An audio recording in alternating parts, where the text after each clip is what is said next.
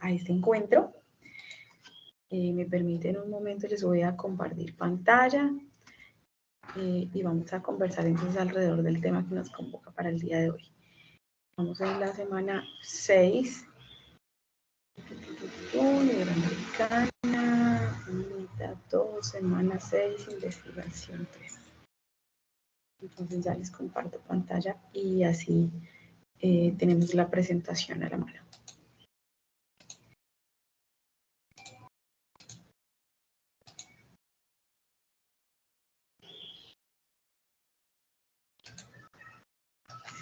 Bueno, entonces, esta semana vamos a hablar acerca de los diseños de investigación.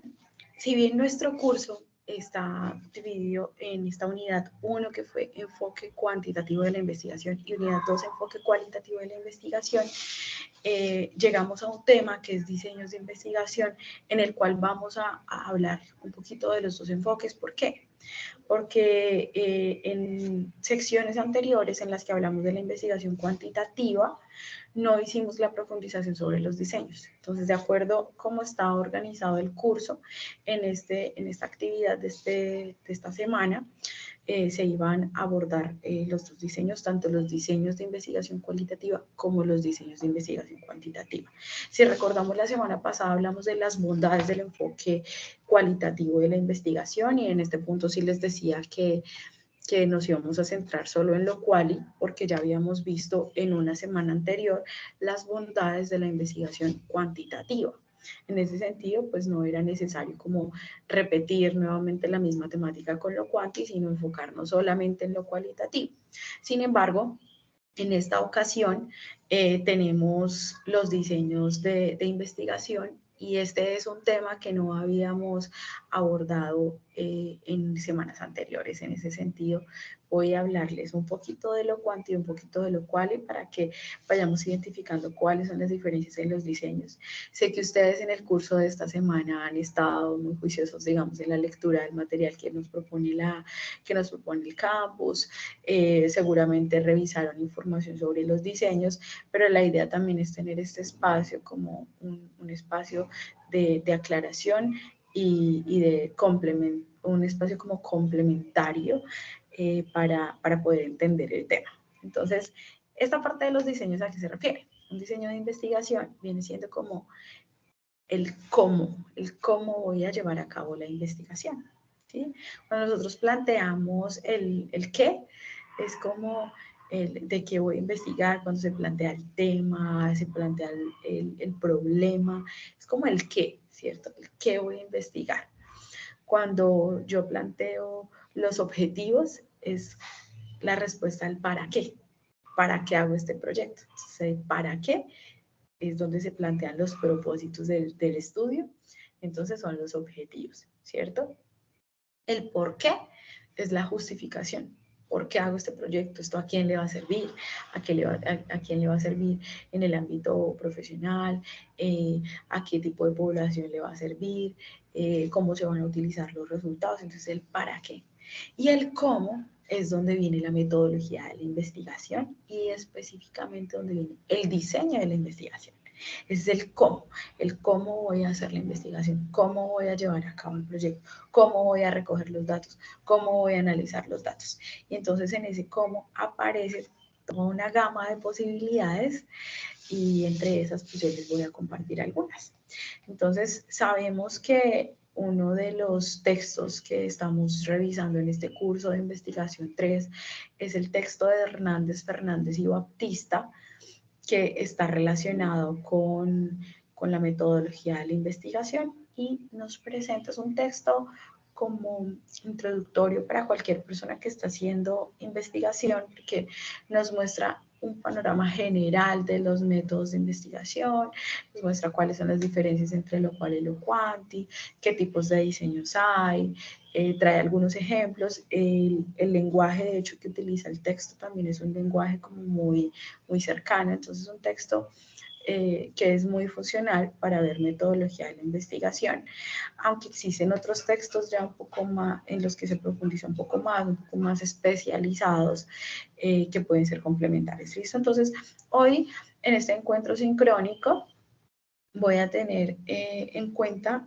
algunas cosas que nos ofrece este libro de metodología de la investigación como un punto de referencia para esta breve introducción acerca de los diseños de la investigación. ¿Listo?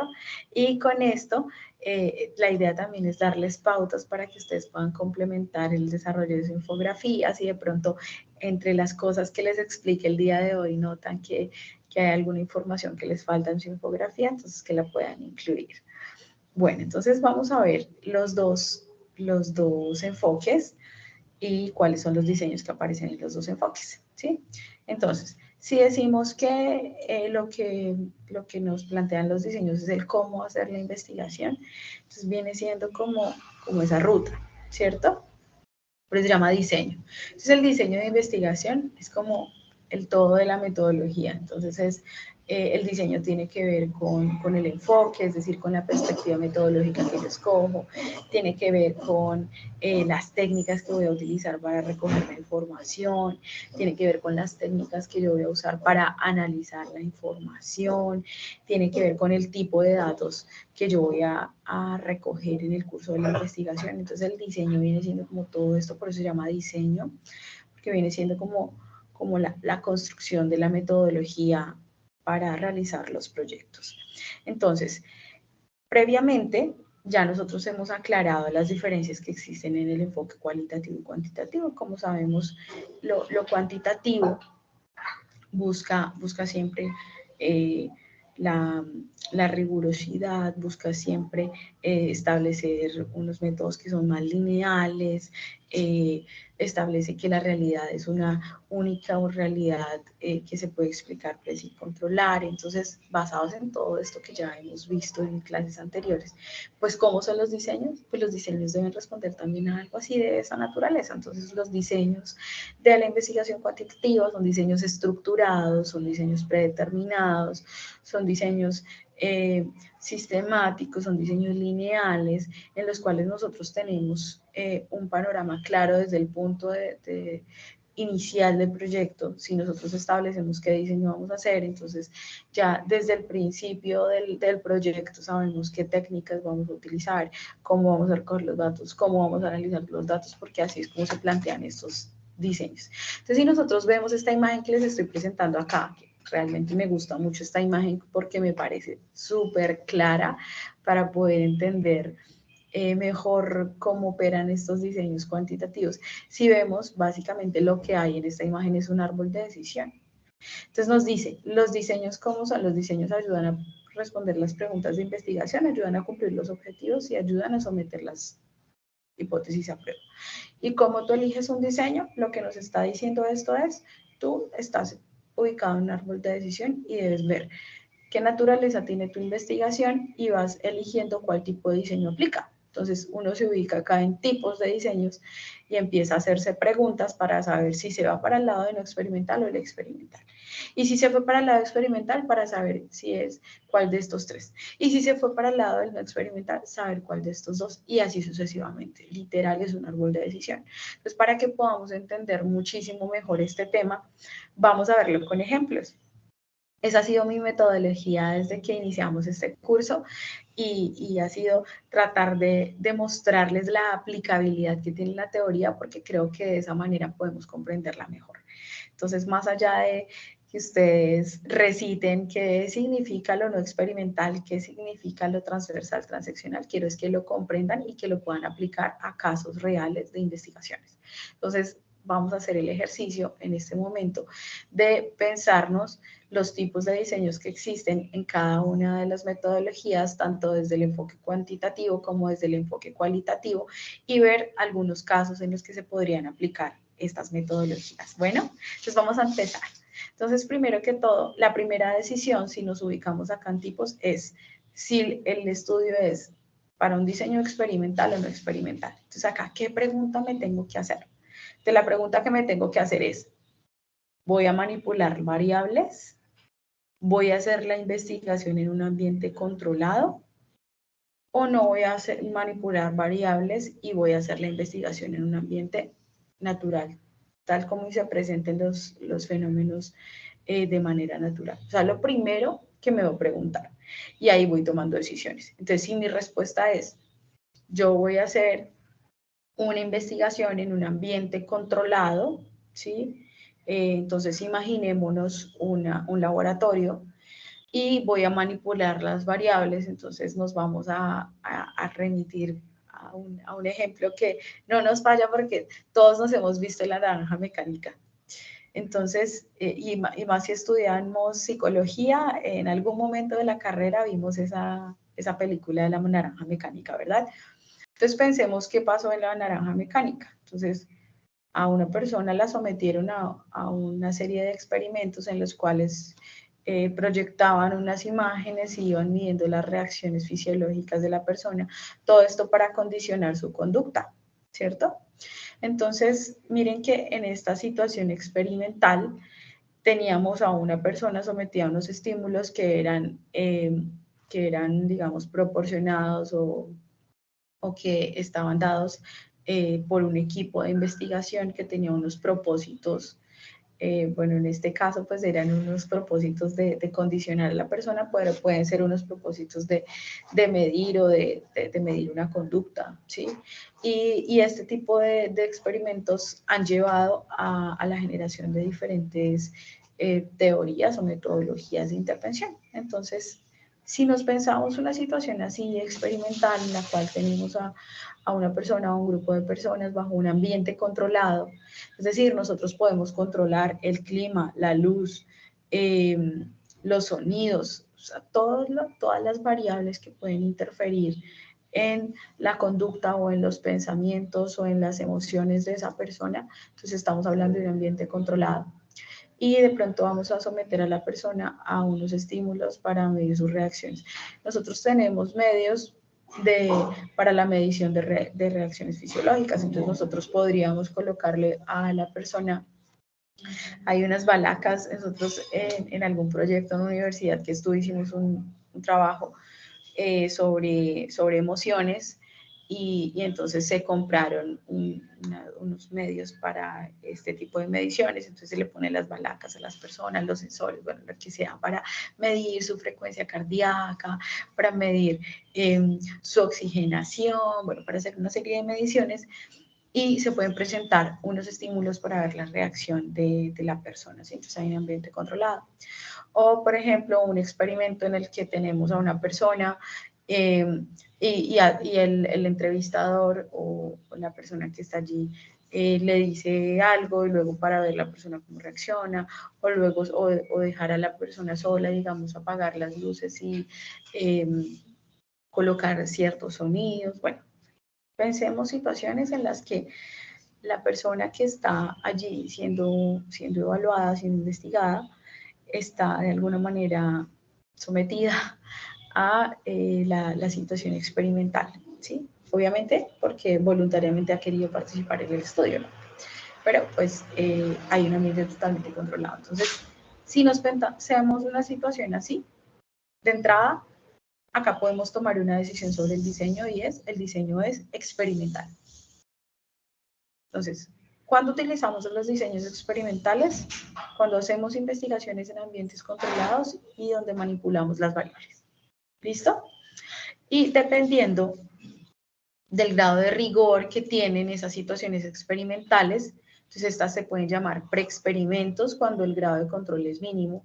Entonces, efectivamente, tenemos el ambiente de laboratorio, tenemos los estímulos, pero pueden existir algunas variables que digamos, pueden afectar el desarrollo de la investigación. Podemos estar haciendo una investigación, un preexperimento en un laboratorio de psicología, pero que queda ubicado en una universidad y que de pronto al lado del laboratorio de psicología hay una cámara de GESEL, hay unos salones de clase y demás, entonces eventualmente pueden existir algunos ruidos o algunas interrupciones, ¿sí? Entonces miren que hay algunas variables extrañas que pueden estar involucradas en el estudio. Entonces ahí hablamos de un preexperimento, ¿sí? Digamos que hay unas condiciones experimentales, pero el grado de control es mínimo sobre la situación experimental.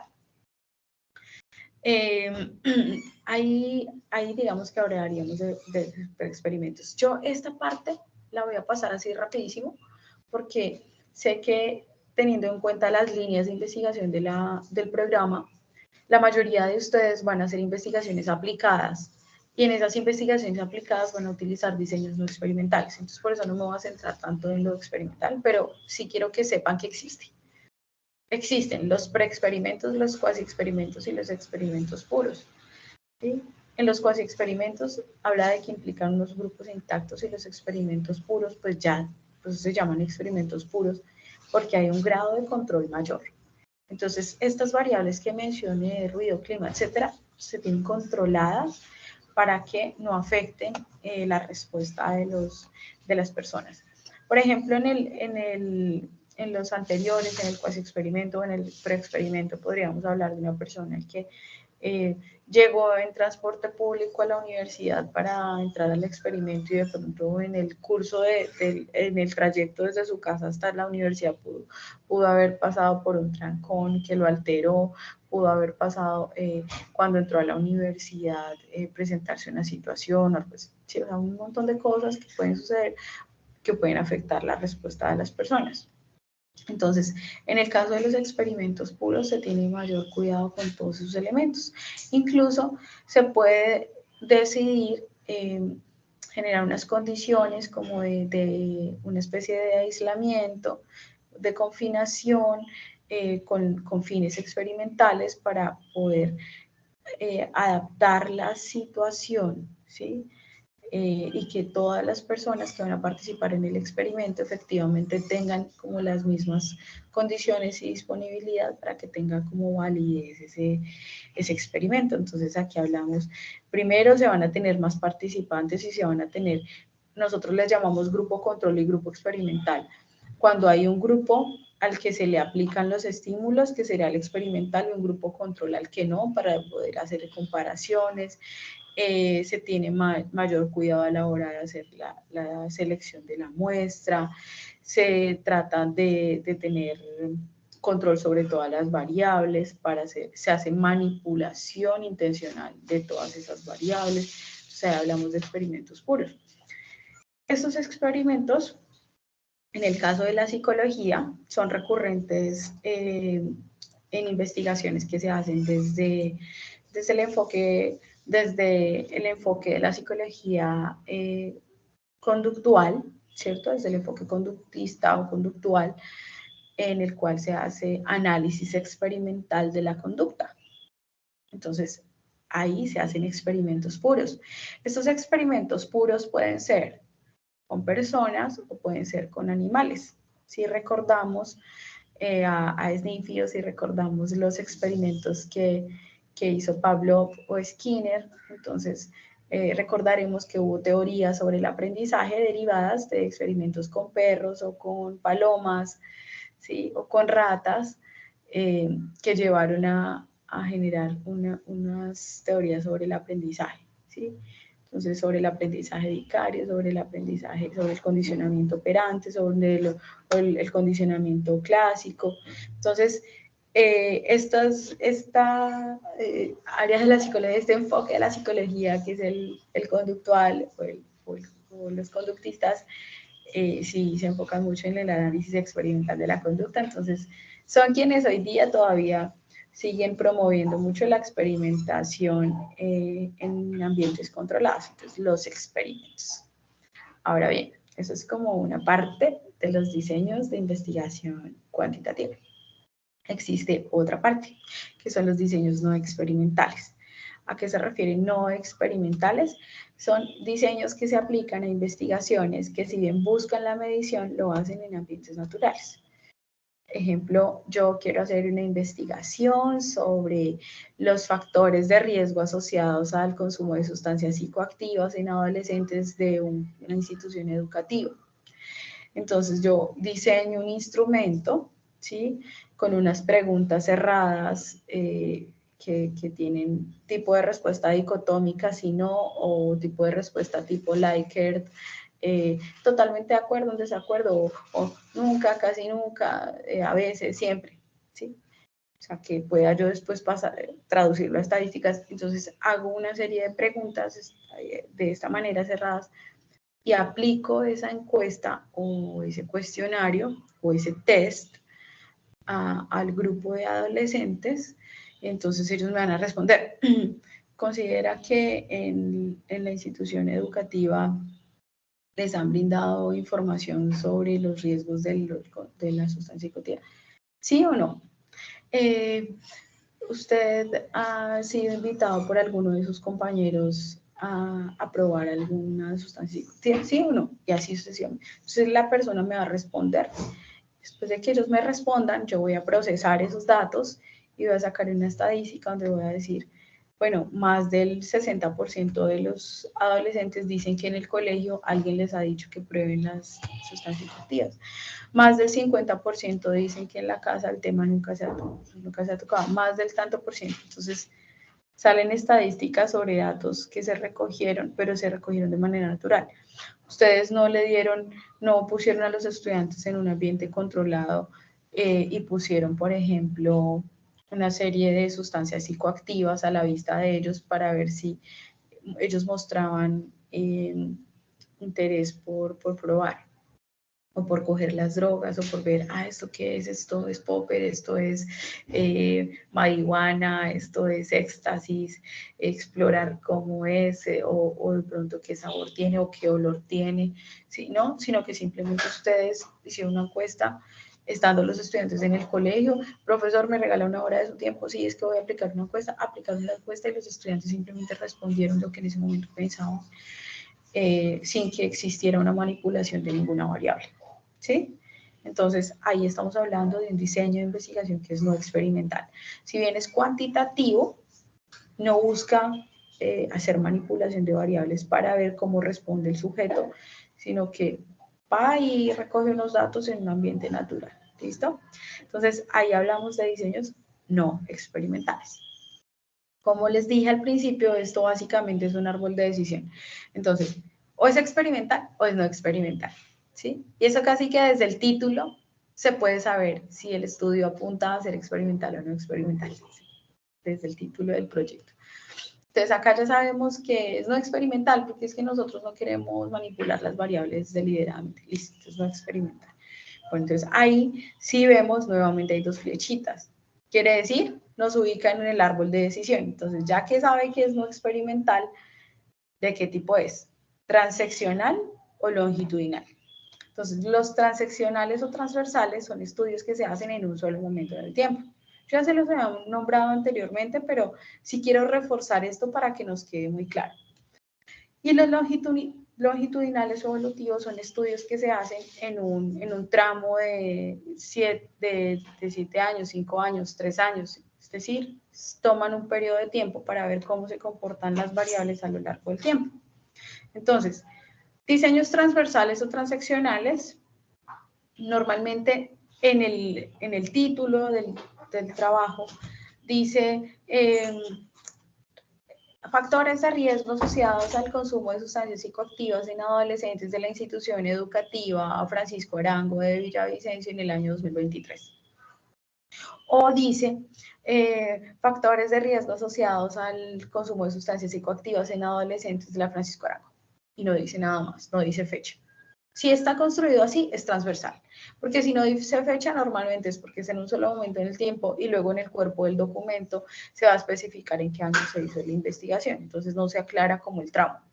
Cuando es un estudio longitudinal evolutivo, siempre en el título del proyecto dice entre tal año y tal año, entonces dice, por ejemplo, indicadores de violencia contra la mujer en el municipio de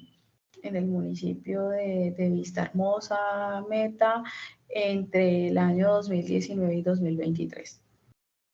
¿Sí? O sea, siempre que es un estudio longitudinal me debe aclarar el tramo para que yo sepa en qué fechas fue que se hizo la investigación. Entonces, vamos a mirar acá rápidamente unos ejemplos a ver si encontramos estudios en los que podamos ver reflejados estos diseños. Entonces, nuestro Google académico nos muestra enlaces de repositorios, entonces podemos hacerlo acá. Entonces busquemos un tema. Por ejemplo, depresión y coloquemos indicadores de depresión. A ver qué sale.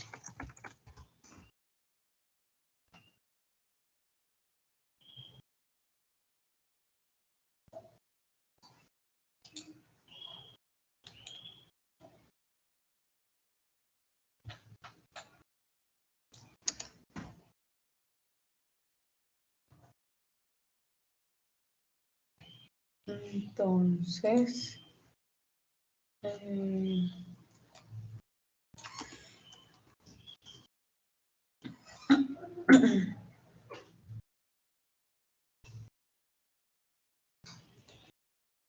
bueno, ahí me salieron algunos. Bueno, acá es que quería ver cómo mostrarles varios ejemplos como de estructuras de títulos para que vayamos viendo como las diferencias.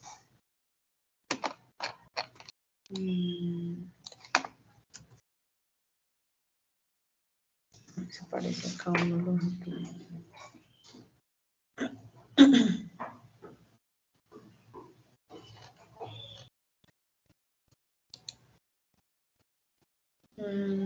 Correlatos psicosociales e indicadores de depresión. Bueno, por acá preciso me salieron fue estudios transversales. Digamos, como les mencionaba, los estudios longitudinales entonces tendrían como entre tal año y tal año. A ver, pongamos a ver si de pronto me sale alguna investigación. Si yo le coloco, por ejemplo, entre 2019 y 2020, a ver si sale algo así.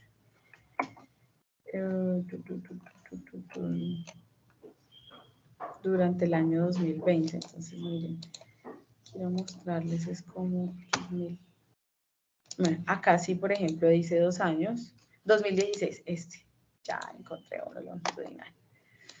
Quiero mostrarles ejemplos porque me parece que así es más fácil que entendamos la estructura de las investigaciones. Entonces, miren, este es un ejemplo. Clima social, familiar y depresión en estudiantes con y sin indicadores de violencia familiar de una institución educativa pública de Huancayo 2021. Entonces, si yo les pregunto qué tipo de diseño es, acá sabríamos, es un diseño. Entonces, primera pregunta, entonces vamos acá a nuestro árbol de decisión. Entonces, primera pregunta, ¿se hizo en un ambiente controlado o se dieron las variables naturalmente? Acá, de acuerdo con esto, se dio en un ambiente controlado, porque está hablando del clima social familiar, o sea, las personas no estuvieron en un laboratorio, sino que se indagó sobre su clima social familiar, sobre la depresión, y se tuvo en cuenta si había violencia familiar o no en estudiantes de esa institución educativa. Listo. Segunda pregunta. ¿Es transversal o longitudinal? Entonces, de acuerdo con esto, acá me dice que se hizo en el 2021. Entonces, ya me está diciendo es transversal. ¿Listo? Entonces, voy a poner aquí en el chat para que vayamos teniendo así los ejemplos. Y creo que de esta manera también nos vamos ubicando. Bueno, acá un estudiante que me dice, profe, buenos días, ¿sería posible hacer las actividades 5 y 6 en un grupo de 4 estudiantes, ya que hemos buscado bastante para ver? Bueno, si son como mínimo 4, estaría bien, ¿listo? Aprobaría que sean 4. No se van a calificar actividades que sean de mínimo, que sean de menos estudiantes, ¿sí? Sé que de pronto encontrar un grupo de 5 es difícil. Entonces, los estudiantes que han tenido dificultad para tener un grupo de 5, pero tienen un grupo de 4, no hay inconveniente, se les calificaría con normalidad y eso no afectaría en ningún momento su calificación. ¿Listo? Para responder la pregunta que hacían allí. Menos de 4, no. ¿Vale? Porque para la unidad 1, yo hice calificaciones de trabajos individuales y la directriz del programa es debemos insistir en el trabajo colaborativo y una directriz para todos que fue trabajos individuales, trabajos que no cumplan con las características de la tarea, son trabajos que no se califican sino en 1 porque no están cumpliendo con las directrices. Y pues realmente yo no a ninguno le puse un 1 de los estudiantes que no la hicieron colaborativamente, pero porque además lo que me interesa es que ustedes aprendan y que los trabajos reflejen que aprendieron, independientemente de si los hacían en equipo o no. Pero en este momento sí voy a estar como mucho más estricta en esta unidad 2 en cuanto a que cumplamos lo que la universidad nos propone, porque sí tiene mucho sentido hacer las actividades colaborativamente, porque los investigadores trabajamos colaborativamente. Entonces es necesario que en esta clase trabajemos en equipo y por eso no van a ver actividades que se califiquen sobre el 100% de la nota para personas que entreguen con menos de 3 menos de 4. ¿Listo? Entonces, como mínimo 4. Bueno, les voy a ir colocando acá para que podamos ir avanzando. Vale. Entonces, ahí les puse el enlace de la investigación y es esta, ¿verdad? Depresión, ¿cuál era? Esta. Entonces, es un ejemplo de una investigación transversal. Clima social familiar, clima social familiar. Entonces, les pongo el título acá en el chat. Entonces, les coloco ejemplo de una investigación realizada empleando un diseño no experimental, transversal.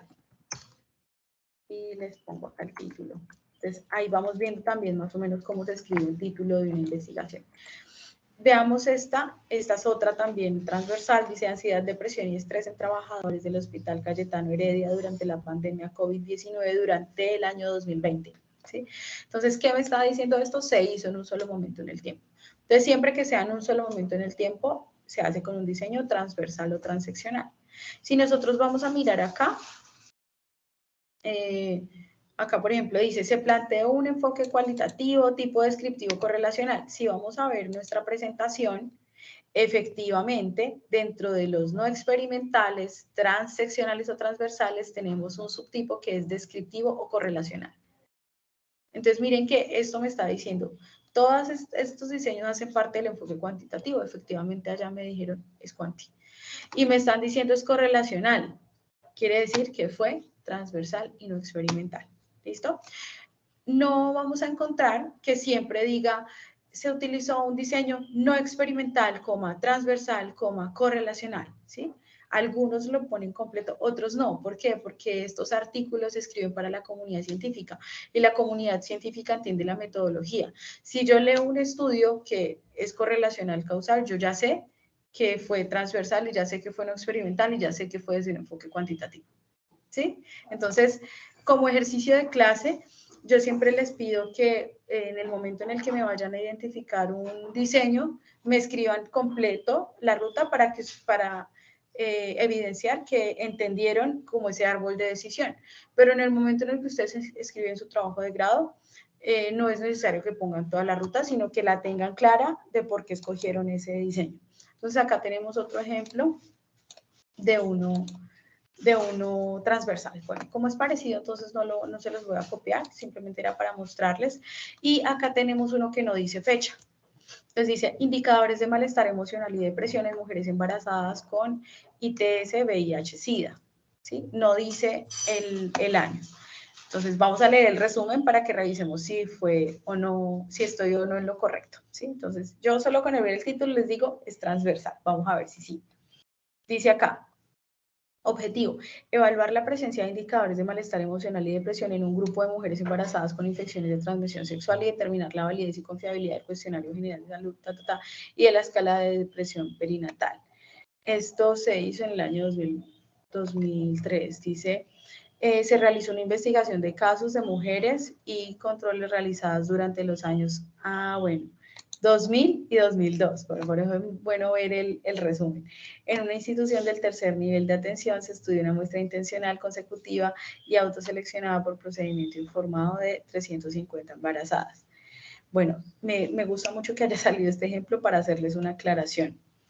Si bien este estudio se hizo con una muestra que se recogió, digamos, entre el 2000 y el 2002, igual podríamos decir que es un estudio transversal. ¿En qué sentido? En que de acuerdo con lo que me están diciendo acá, no se hizo un estudio, digamos, sobre un grupo poblacional para ver cómo se comportó esa variable a lo largo del tiempo. Entonces, no fue que, digamos, a un grupo de mujeres le aplicaron un cuestionario en una fecha, luego se lo volvieron a aplicar, luego se lo volvieron a aplicar, sino que, digamos, tener una muestra de mujeres embarazadas con VIH no es una muestra tan fácil de obtener. Entonces, lo que entiendo por lo que leo acá es que ellos tuvieron que estar atentos, digamos, a los casos que llegaban de mujeres con embarazo que tenían VIH positivo para poder ir recogiendo los datos. Entonces, por eso se demoraron en la recolección de los datos, pero finalmente es un estudio que se hace en un solo momento en el tiempo, porque se toma una muestra en ese tiempo, pero se hace una sola recolección y análisis de la información. Entonces, miremos si acá en el método no dice, solamente habla de la muestra, no hablan como tal del método.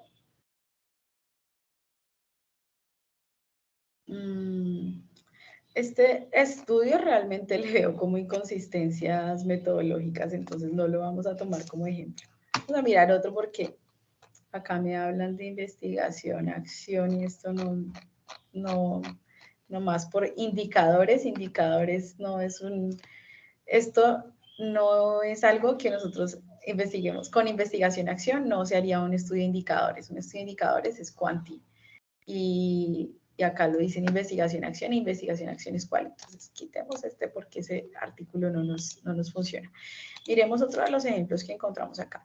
Como ven, simplemente los busqué como los primeros que encontré y también podemos encontrar algunos artículos que tengan algunas inconsistencias metodológicas, de pronto por la experiencia que tengo ya como metodóloga, entonces puedo identificar esas cosas y por eso les digo, no nos basemos en esto porque de pronto no nos puede servir y quiero darles ejemplos que sean precisos. Ay, este no cargó. Vamos a ver si carga este. Entonces acá, creo que era el que estaba tratando de cargar, que dice disfuncionalidad familiar y depresión del adolescente, una revisión sistemática entre los años 2016 y 2020. Entonces, pareciera que es un estudio longitudinal porque se hizo durante 4 años. No está disponible el artículo, pero es más o menos como una idea para que nos podamos ubicar. Estos estudios que dicen así o que dicen, por ejemplo, prevalencia de o estudios epidemiológicos, a veces prevalencia, coloquémosle, bueno, depresión, que era el tema que estábamos averiguando, depresión y, bueno, ponemos España ya que me salió ahí. A ver, mire, este es un estudio longitudinal. El estudio de prevalencia de la depresión, no sé por qué descargó, sí. Prevalencia de la depresión en España, análisis de los últimos 15 años. Es un estudio longitudinal. Entonces, lo que hizo el estudio fue ver cómo se comportó esa variable a lo largo del tiempo. Entonces, acá van a mostrar estadísticas de la depresión durante estos años, desde el año 2000 hasta el año 2015. Y muestran cuáles fueron los resultados en estos años. Entonces, acá volvamos a nuestro árbol de decisión y entonces ya sabemos. De los no experimentales tenemos estudios transaccionales que se hacen en un solo momento del tiempo y estudios longitudinales que se hacen en un tramo. ¿Cómo sabemos que es longitudinal? Revisamos o en el título, normalmente el título ya nos indica que fue longitudinal o en el resumen debe decir que se hizo en un tramo de tal año a tal año, ¿listo? ¿Y cómo sabemos si es transaccional? Si se tomaron en un solo momento en el tiempo, ¿listo? Ahora continuemos en este árbol de decisión. Si yo ya supe que era un estudio transversal, entonces, ¿cómo hago para saber si es exploratorio, descriptivo, correlacional? Entonces, sencillo. Se hace en un solo momento en el tiempo, pero si yo lo que voy a hacer es un estudio sobre un tema que no han investigado otras personas, es un estudio exploratorio. Por ejemplo, las primeras investigaciones que se hicieron sobre el COVID. De pronto hubo estudios sobre depresión relacionado con el confinamiento. Los primeros estudios que se hicieron sobre eso, te digo, los primeros 5, 10, 15, 20 estudios, podían decirse son estudios exploratorios, porque no se había hablado del tema de la depresión con relación al confinamiento. ¿Sí? Es un ejemplo. O el confinamiento por el COVID. Pero si en este momento yo voy a Google Académico, entonces vayamos a Google Académico a ver si me equivoco, y busco COVID-19 y busco depresión. Entonces encontré 40,000 resultados. 40,000 personas ya escribieron sobre el COVID y la depresión. Si yo pongo solamente COVID, pongámoslo solamente COVID, encuentro más de 4 millones de artículos publicados relacionados con el COVID. ¿Quiere decir que en este momento yo podría decir que una investigación sobre el COVID es exploratoria? No, porque ya existen muchas investigaciones. Y si yo me pongo a revisar acá, miren, hay estudios epidemiológicos, hay estudios psicológicos, hay estudios secuelas del COVID, hay estudios médicos, pensar la educación desde el COVID, hay estudios educativos, o sea, ya esto del COVID se ha investigado desde muchas perspectivas, ¿listo? Entonces ya no es un estudio exploratorio. Con esto, ¿qué les quiero decir? La mayoría de personas que hacen estudios exploratorios son científicos que tienen gran conocimiento sobre su campo, ¿sí? Y que encuentran, digamos, algunos temas como novedosos sobre los cuales generan investigaciones exploratorias para desarrollar más adelante teorías o para probar nuevas hipótesis. ¿Esto qué quiere decir? Es el tipo de estudio que normalmente nosotros desde las universidades no hacemos. ¿Sí? Nosotros en las universidades generalmente como trabajos de grado, como proyectos de semilleros de investigación, hacemos estudios descriptivos o correlacionales, es decir, sobre temas sobre los que ya tenemos un conocimiento y lo que queremos es hacer un aporte a la comunidad científica relacionada con esos temas, ¿sí? Porque para poder generar teoría, para poder hacer algo nuevo, pues debo ser ya un experto en el campo, ¿sí? En ese sentido, mi recomendación que sean muy cuidadosos cuando hagan sus trabajos de grado y no coloquen como diseño exploratorio, porque es que he encontrado ese error de manera muy frecuente en trabajos de grado que he revisado y los estudiantes ponen tipo de investigación exploratoria, porque, y entonces les pregunto por qué pusieron esto, porque pues es la primera vez que vamos a hacer una investigación sobre ese tema. Yo, miremos en las bases de datos cuántas veces se ha hablado del tema. ¿Sí? Si tú eres la primera persona del mundo que va a hablar del tema, eso ya es otro tema, eso es otro cuento, ahí podríamos hablar de exploratorio. Pero si ya muchas otras personas han hablado del tema, así tú no hayas hablado del tema antes, así en la facultad no se haya hablado antes del tema, no es un estudio exploratorio. ¿Listo? Entonces eso para que tengamos cuidado. En ese sentido, ¿qué tipos de estudios hacemos de manera transversal nosotros? Descriptivos o correlacionales. ¿Cómo sabemos si es descriptivo o correlacional? Entonces, correlacional causal es cuando queremos establecer relaciones entre variables. Si vemos los ejemplos que pusimos acá, ¿sí? Acá dice clima social, familiar y depresión en estudiantes con y sin indicadores de violencia. Es decir, ¿qué querían hacer acá? Evaluar estas dos variables del clima social, familiar y la depresión, ¿sí? Relacionarlas y establecer si había una causalidad con la violencia familiar. Entonces, ¿será que donde había violencia familiar se presentaba mayor depresión en estudiantes? ¿O será que no? ¿Sí? ¿Será que más bien donde había violencia se presentaban menos índices de depresión? ¿O será que eran concomitantes los dos? Entonces, aquí estamos hablando de una relación entre variables. Generalmente, cuando nosotros encontramos estudios en los que se mencionan más de una variable, son estudios correlacionales. Porque si yo estoy interesado en hacer una investigación en una población sobre dos variables, es porque quiero saber si existe algún tipo de relación entre esas variables, entre la ocurrencia de esas variables. En ese sentido, ambos ejemplos que están acá son de tipo correlacional, ¿sí? Ansiedad, depresión y estrés en trabajadores del hospital, ¿sí? Y si nosotros vamos a ver por acá, a ver qué tipo dice, efectivamente así dice, ¿sí? Entonces dice, se planteó bajo un enfoque cuantitativo de tipo descriptivo correlacional, pero entonces acá lo coloca como descriptivo correlacional y lo ponen ahí como juntos. Y acá dice, a ver, ¿qué dice? Dice no experimental transversal. Este es un tipo de diseño no experimental transversal. Efectivamente, es no experimental transversal. Les faltaría complementar si fue descriptivo o correlacional. De pronto eso en el curso del artículo lo menciona. Entonces, en este caso sería también correlacional. Cuando encontramos una investigación, entonces busquemos otra, que es, por ejemplo, características clínico-epidemiológicas del COVID. ¿Cuántas variables tenemos acá? Una, que son las características clínico-epidemiológicas. Entonces, ¿qué es? Un estudio descriptivo. Factores psicosociales durante el confinamiento. Este tipo de estudios, ¿qué es? Descriptivo. Factores psicosociales durante el confinamiento. ¿Cuál es la variable? Factores psicosociales. ¿Cuántas variables hay? Una. Entonces la intención es describir, es explicar los factores psicosociales. Pero si yo encuentro una que dice clima social familiar y depresión y sus indicadores de violencia en tal comunidad, esto es correlacional, ¿listo? Entonces en este árbol de decisión, dependiendo de cuántas variables estoy usando y si lo que busco es relaciones entre variables, entonces sé si son correlacionales o descriptivos, ¿vale? Ahora, los longitudinales.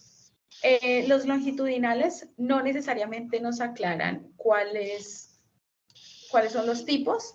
Si vemos los ejemplos de estudios longitudinales, y ahorita no me voy a detener en muchos ejemplos porque no alcanzaría a abordar el tema de lo quali, entonces lo voy a hacer a muy grande rasgo. Normalmente los estudios que son longitudinales dice, la metodología empleada fue cuantitativa con un diseño longitudinal y ya, no dice nada más. Pero este autor, que es estos autores que son Hernández, Fernández y Bautista, nos nombran 3 subtipos de estudios longitudinales. Están los diseños de tendencia, donde se mira cuál fue la tendencia de la variable a lo largo del tiempo, su comportamiento a lo largo del tiempo. Diseños de análisis evolutivo de grupos, donde tomamos un mismo grupo poblacional y vemos el comportamiento de la variable, pero en el mismo grupo poblacional. Ejemplo, tenemos niños de primaria de una institución educativa y a lo largo del tiempo se va a hacer con niños de primaria. Esta evolución de grupos se podría focalizar un poco más. Ejemplo, competencias de lectoescritura en niños de segundo de primaria entre el año 2015 y 2020. Y tiene que ver que durante ese año se cambió el plan de estudios o el modelo pedagógico, y lo que quiere la institución educativa es saber si el nuevo modelo pedagógico es funcional para el desarrollo de habilidades de lectoescritura. Entonces, toman un grupo poblacional y hacen el análisis de grupos. Entonces, cada año a los niños que están en primero de primaria se les hace un análisis de sus habilidades en lectoescritura, o a los que están en tercero de primaria, ¿sí? Es un ejemplo. Entonces, cada año a los de tercero de primaria se les hace una prueba de lectoescritura. Cada año a los que están en tercero de primaria se les hace una prueba. Entonces, acá lo que se quiere evaluar es la evolución del grupo poblacional, que en este caso son niños de tercero de primaria. Y se hace a lo largo del tiempo, pero siempre van a ser niños de tercero de primaria. Quiere decir que este año pues son unos distintos a los del siguiente año, porque los del siguiente ya, los que estaban este año en tercero, el otro año van a estar en cuarto, ¿sí? Entonces ahí lo que interesa es el diseño evolutivo de los grupos poblacionales. Yo podría hacer una investigación sobre mujeres gestantes y hacerlo en un periodo de 4 años para ver si funcionaron unas estrategias de trabajo que se hace en una EPS con las mujeres gestantes. Y entonces cada año voy a tomar diferentes personas para nuestra muestra, porque pues el embarazo dura solo 9 meses, ¿verdad?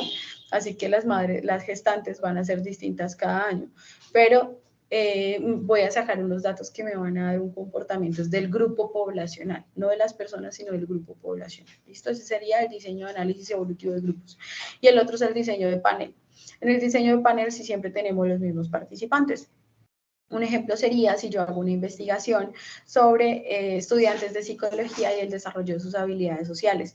Y lo que quiero saber es si el cursar esta carrera, ¿sí? El estudiar psicología, estimula el desarrollo de las habilidades sociales. ¿Sí? Entonces, si ustedes llegan con unas habilidades sociales en primer semestre y salen con otras habilidades sociales en décimo o en noveno, entonces, ¿qué podría hacer? Tomo en primer semestre, y entonces en primer semestre tengo a Pedro Flores y tengo a Juanita Suárez en primer semestre, y luego en tercer semestre les hago una prueba de habilidades sociales al mismo Pedrito Flores y Juana Suárez, a ver si se desarrolló, y luego en quinto semestre, y luego en octavo semestre, y así. Y hago un análisis evolutivo del resultado en ese panel, en esas personas que hicieron parte del grupo de investigación, ¿sí? El grupo de participantes de mi muestra. Entonces, esos son los estudios longitudinales. Y básicamente ahí terminamos los diseños que nos muestran estos autores desde lo cuantitativo. Entonces espero que haya sido más claro así con los ejemplos y que nos ubiquemos aquí en este árbol de decisiones, y si de pronto les faltó algún diseño lo puedan incluir en su infografía. Vamos ahora a los diseños de investigación cualitativa. Y aquí estos autores sí se quedan un poquito cortos, entonces les voy a explicar los que ellos nos muestran en el texto, pero también les voy a mencionar otros que me parece importante que ustedes los conozcan para que los puedan incluir en su infografía. Entonces, si vemos aquí, ya hay una gran diferencia entre la forma en que nos están mostrando los quanti y los quali, y es que en los quanti nos están mostrando literal un árbol de decisión, mientras que en los quali no nos están mostrando un árbol de decisión, nos están mostrando una estructura circular. ¿Esto qué quiere decir? Que si yo voy a hablar sobre violencia basada en género, si voy a hablar sobre inclusión, si voy a hablar sobre depresión, si voy a hablar sobre ansiedad, sobre cualquier tema que escoja, puedo escoger cualquiera de los diseños de investigación cualitativa dependiendo de qué manera yo voy a abordar el fenómeno. Entonces, eso es lo primero que debemos entender de las diferencias entre los diseños quali y quanti, y es que los diseños quali no están en un árbol de decisión, sino que dependen de los propósitos del estudio y las características del mismo. Entonces, acá tenemos uno que es la teoría fundamentada. Este es un diseño que se emplea cuando nosotros vamos a generar teoría, ¿sí? Básicamente esa es la intención del estudio.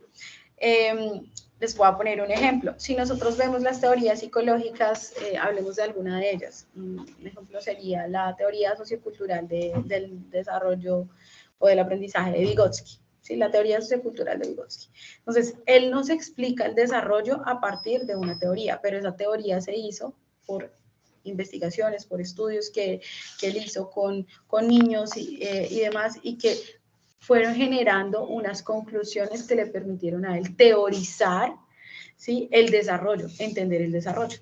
Entonces, todas las teorías que nosotros hemos visto, la teoría bioecológica de Urim Bronfenbrenner, la teoría sociocultural de Vygotsky y todas las demás teorías que nosotros aprendemos en psicología, responden a investigaciones teóricas que hicieron estos autores para poder generar esas conclusiones. Entonces, el diseño de teoría fundamentada es un diseño que se emplea cuando la intención es de generar teoría. Entonces, por ejemplo, en el caso de Vygotsky, él hizo todo este análisis sobre el desarrollo y él creó a partir de eso unos conceptos. Entonces, él nos habló de la zona de desarrollo próximo. ¿Qué es la zona de desarrollo próximo? La distancia que hay entre el nivel de desarrollo del niño y su nivel de, el nivel de desarrollo actual del niño y la distancia que hay con el nivel de desarrollo potencial. Es decir, lo que el niño puede hacer versus lo que él podría llegar a hacer. Y entonces, a eso Vygotsky le llamó la zona de desarrollo próximo, esa distancia que hay entre estos dos, le llamó zona de desarrollo próximo. Y para explicar esa zona del desarrollo próximo, él empezó a hablar de lo sociocultural, porque lo que nos decía era que esa distancia, ¿sí?, depende de la mediación cultural. Entonces ahí viene otro concepto de Vygotsky, la mediación. Y entonces que en esa mediación cultural existía algo que se llama, bueno, entonces en esa mediación cultural, ¿de qué dependía esa mediación cultural? De lo que al niño le podían explicar o los pares más expertos, porque pueden haber niños de la misma edad que saben más sobre algo, o sus padres o los adultos, ¿cierto? Entonces, de esta manera él nos fue explicando el desarrollo. Luego, ¿qué hicieron otros autores? Basados en toda esta propuesta conceptual de Vygotsky, si recordamos además, Vygotsky muere muy joven, pues ya había escrito muchísimos textos y había hecho sus teorías, pero también fue una persona que murió muy joven y que dejó una herencia teórica para la psicología que fue retomada después por otros autores. Entonces, por ejemplo, llega Bárbara Rogoff, que hace otros estudios sobre el desarrollo y sobre el aprendizaje desde esa perspectiva sociocultural, y entonces complementó a ese concepto de mediación cultural el concepto del andamiaje, y era como todos esos elementos, ¿sí?, que ponía la cultura a disposición del niño para que él desarrollara sus habilidades. Y entonces en ese andamiaje, por ejemplo, una de las cosas que explicó Bárbara Rogoff era ese andamiaje como relacionado con la interacción, que también es otro concepto clave en la teoría, en esta teoría, la interacción.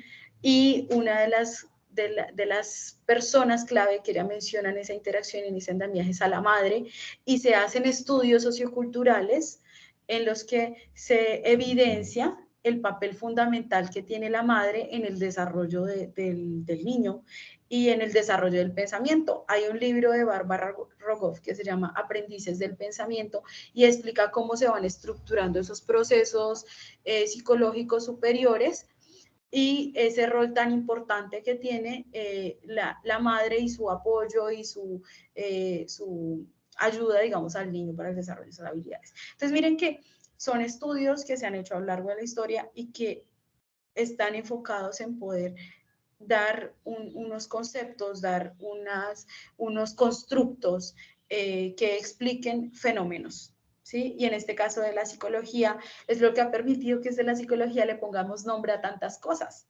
¿sí? Entonces, a veces las personas hablan de cosas y nosotros, claro, eso es trauma. Claro, eso es factor de riesgo.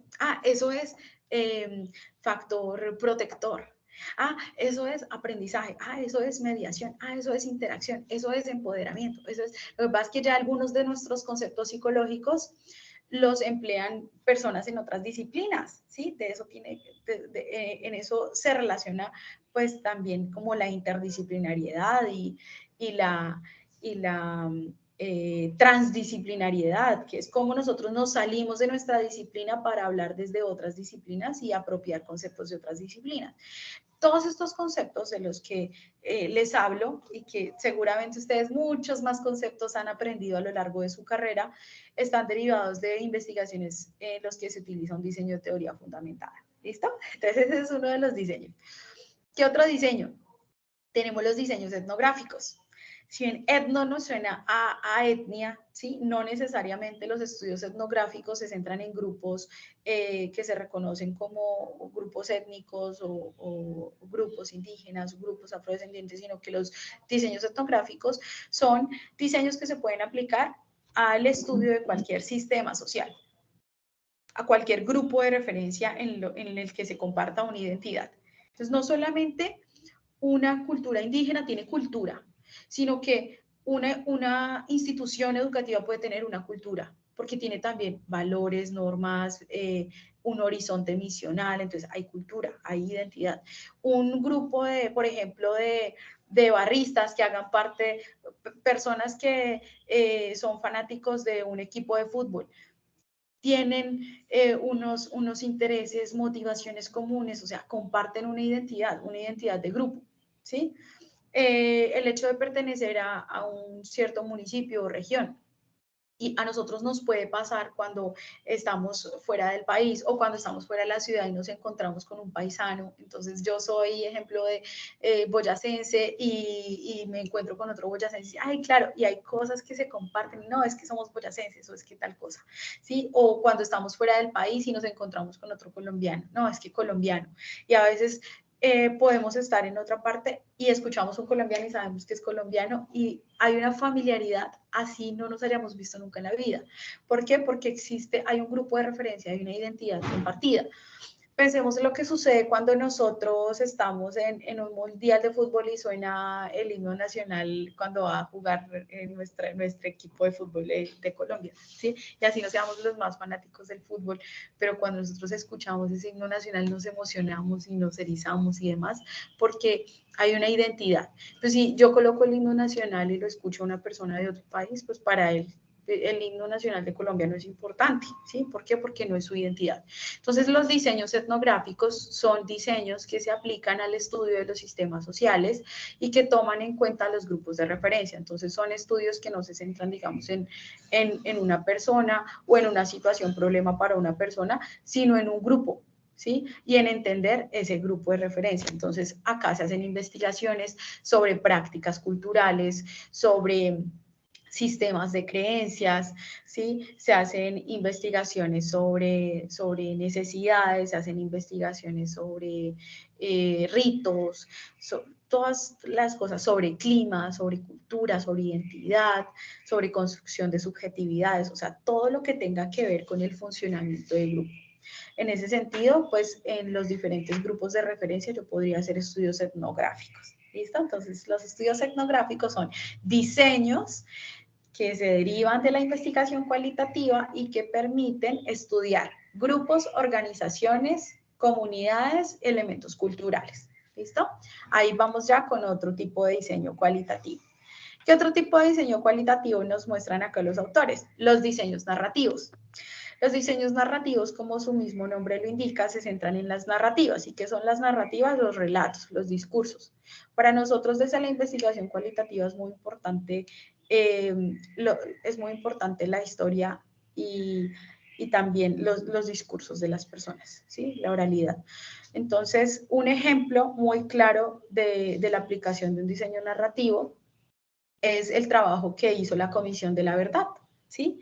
Como sabemos, la Comisión de la Verdad fue a diferentes municipios, ¿sí? A los municipios PEDET, que fueron víctimas directas del conflicto armado, donde se presentaron muchos hechos que el resto del país desconocía, y que hicieron desde la Comisión de la Verdad recoger esas historias de las personas. ¿Y para qué hicieron la recolección de esas historias? Para poder contar la verdad, pues se llama Comisión de la Verdad, para poder contar qué pasó en esos territorios. ¿Y para qué sirve contar la verdad? Entonces, primero sirve para que las víctimas sean reconocidas como víctimas y que no se invisibilice todo lo que tuvieron que experimentar en el marco de la guerra. Pero segundo, sirve para la no repetición. Esa es una intención de la Comisión de la Verdad y por eso después de recoger todas esas historias no solamente se registraron en unos libros para contar la verdad, sino que hubo un informe de la Comisión de la Verdad que se presentó el año pasado y ahí también hay unas recomendaciones sobre qué hacer con esto, ¿sí? Y cuando nosotros conocemos estas historias decimos, esto fue lo que pasó en mi país y cómo puedo yo hacer que esto no se repita. Y pues hay unos problemas estructurales relacionados con la guerra y problemas estructurales en los que de pronto nosotros no podemos intervenir directamente, pero hay otras formas de perpetuación de la violencia y de los ciclos de violencia en los que sí podemos intervenir, en los que podemos tomar una postura distinta. Si a mí alguien me agrede, entonces yo no lo voy a agredir igual. Si a mí alguien me ataca, pues yo no voy a atacar, o sea, yo no puedo hacer que se perpetúen esos ciclos de la violencia. Cuando nosotros somos conscientes de la historia y de lo que ha ocurrido por tener ese pensamiento revanchista, de venganza, de todo eso, entendemos que ese no es el camino y entendemos que no vale que más personas sigan sufriendo, ¿sí? Y que las comunidades campesinas sigan siendo la trinchera entre las guerras entre el Estado y los grupos al margen de la ley.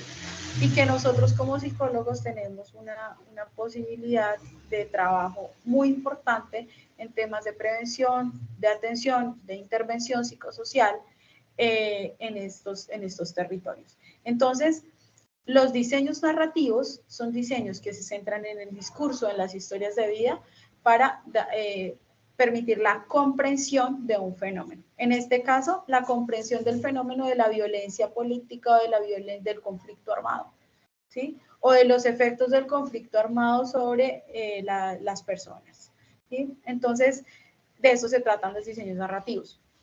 Aquí entonces recordemos una cosa, y es que en la investigación cualitativa, si recordamos, yo les hablaba de dos paradigmas, de un paradigma que era el interpretativo y de un paradigma que era el crítico.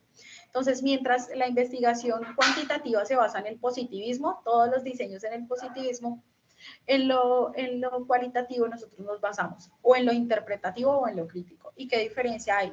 En lo interpretativo hablamos de diseños que van a estar orientados a la comprensión de los fenómenos, como los que les acabo de mencionar. Todos estos están orientados a la comprensión, la teoría fundamentada a la comprensión de unos fenómenos y teorizar a partir de esas comprensiones.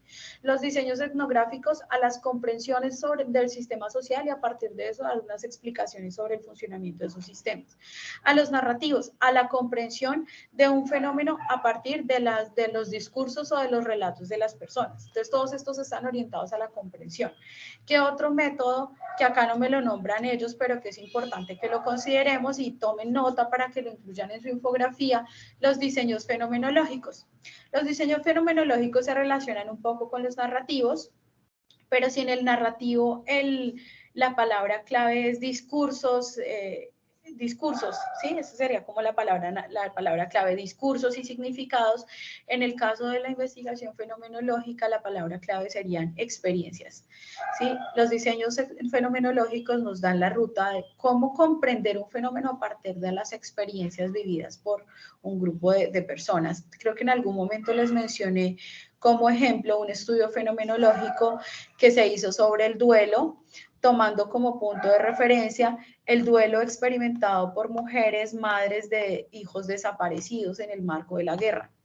Entonces era entender el duelo, pero no desde mi teoría, no desde mi perspectiva como experto, no, es que el duelo es la pérdida de un ser querido, tal cosa, y tiene tantas fases, y entonces uno pasa cada fase en un mes, y entonces en 6 meses la persona supera el duelo. No, espera un momento.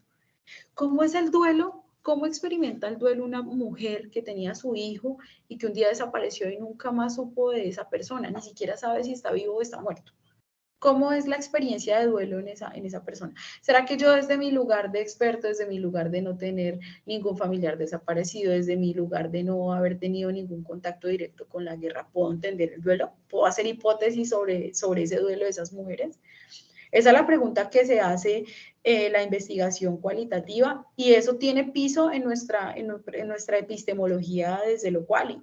Y es una epistemología subjetivista, una epistemología holística, una epistemología fenomenológica, una epistemología hermenéutica en la que se tienen en cuenta todas esas diferentes perspectivas y donde se reconoce que yo, con todo el conocimiento que puedo tener de psicología, no podría acercarme a la comprensión del duelo de las mujeres madres de hijos desaparecidos si no escucho sus experiencias y si no entiendo desde sus experiencias cómo es que, o sea, qué es el duelo para ellas, ¿sí? No lo podría hacer desde mi lugar de experto.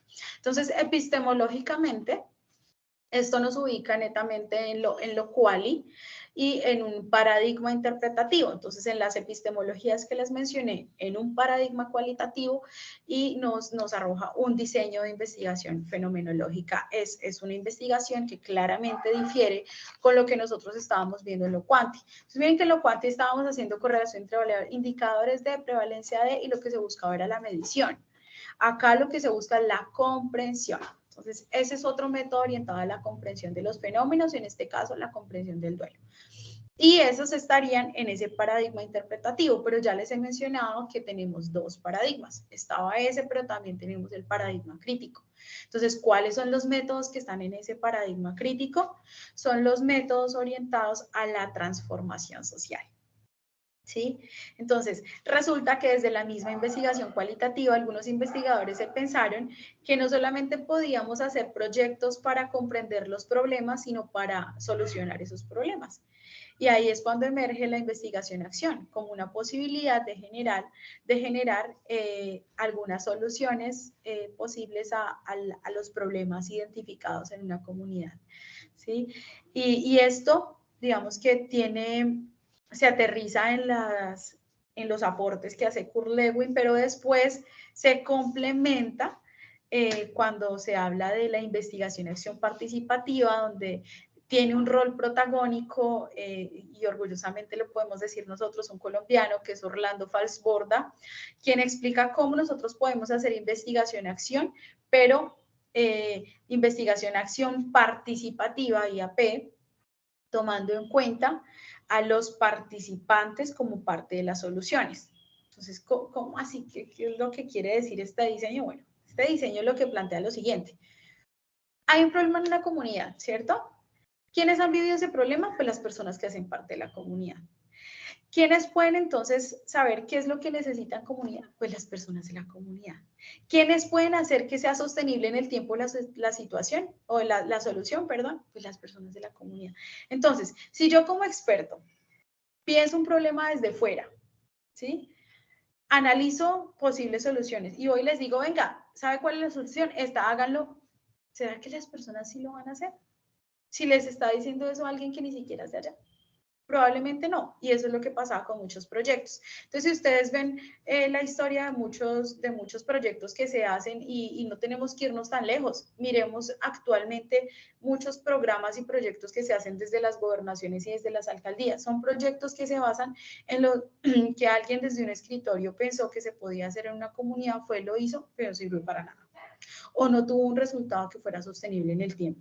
¿Por qué? Porque la gente ni siquiera se apropió de lo que se hizo, porque piensan que esto se está haciendo es para legalizar unos recursos que se quieren, cuando iba a decir algo que es escabroso, se me fue la voz, para legalizar unos recursos públicos, para hacernos firmar unas asistencias y ya. Es como las personas ven muchas intervenciones que se hacen.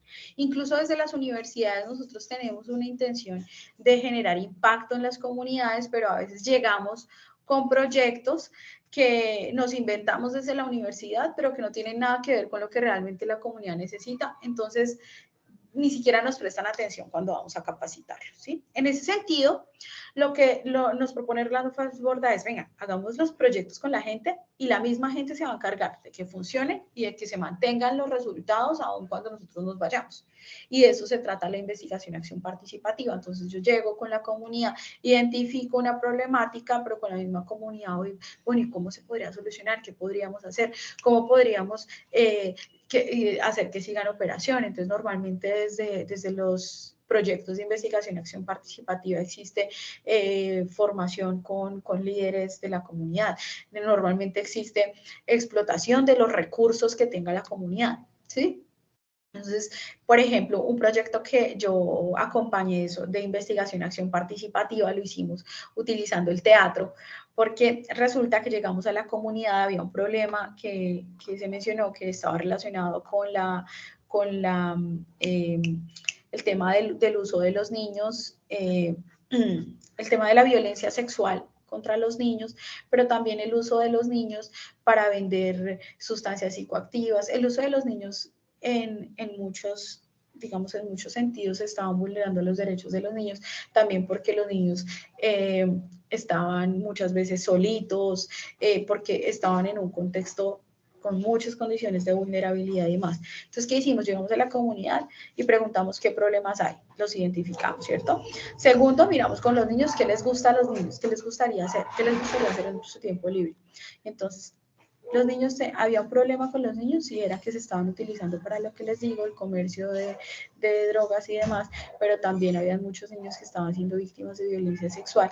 Y por otro lado, teníamos unos niños que nos estaban diciendo que querían aprender teatro, que les encantaría tener capacitaciones de teatro. Entonces, ¿qué hicimos? Vinculamos las dos cosas. Bueno, esto es lo que quieren hacer los niños y eso sobre lo que les necesitamos enseñar. Entonces, diseñamos una ruta de intervención con un enfoque teatral. Entonces, todo lo que hicimos durante el proyecto fue utilizando herramientas teatrales para generar esa sensibilización, esa prevención de la violencia sexual y para empoderar de alguna manera a la comunidad, pero particularmente a los niños, ¿sí? Ayudarles, darles herramientas para que supieran cómo denunciar, para que aprendieran a decir no, para que se protegieran entre ellos, para que tuvieran personas de confianza, para que contaran a sus padres las cosas que les sucedían. Bueno, un montón de cosas que trabajamos, de comunicación, de conocimiento de la ruta de atención, de riesgos asociados al ambiente escolar, al ambiente comunitario. O sea, trabajamos muchas cosas, pero todo lo hicimos haciendo talleres teatrales y de hecho el cierre del proyecto fue una función de teatro en la que ellos montaron una obra de teatro súper chévere, invitamos a personas de toda la comunidad y se vincularon, fue algo muy interesante. Pero sabíamos que el proyecto tenía una duración de 8 meses, 10 meses, solamente íbamos a estar 10 meses en la comunidad. Entonces, ¿qué hicimos? Además de estar haciendo los talleres con los niños durante ese tiempo, vinculamos a unos padres y a unos jóvenes líderes de la comunidad para que fueran multiplicadores y para que aprendieran estas técnicas teatrales y pudieran continuar con el grupo de teatro cuando nos fuéramos. Y entonces nos fuimos y la casa comunal siguió funcionando, el grupo de teatro siguió funcionando y los líderes siguieron trabajando con los niños en temas de teatro. Entonces, aquí estamos hablando de un proyecto en el que se hizo una identificación del problema, se planteó una posible solución en la que fue protagonista el participante, en este caso los participantes, y esta solución entonces fue sostenible en el tiempo. Y así es como se hacen las investigaciones de acción-participación. Entonces, este es otro diseño que espero que lo tengan ahí. Si no lo han incluido, inclúyanlo en su infografía en la IAP. ¿Listo? Y bueno, con esto terminamos la sesión de hoy. Sé que me extendí un poquito más, pero es muchísimo tema que hay de diseños de investigación. Entonces, sí quería tener en este encuentro sincrónico la oportunidad de explicarles cada uno así fuera de manera muy sucinta. Espero que haya sido de mucho provecho para ustedes, que sea clara la información que les he dado, y si tienen alguna inquietud estaré pues atenta a resolvérselos. Me pueden escribir a través del foro de acompañamiento permanente o directamente a mí para poderles atender sus inquietudes. Muchas gracias por su atención y espero que tengan un feliz día, estudiantes.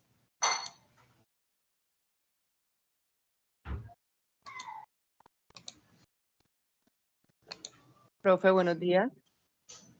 Buenos días. Profe, Voy a detener aquí. discúlpame, es que te escucho. Atiendo.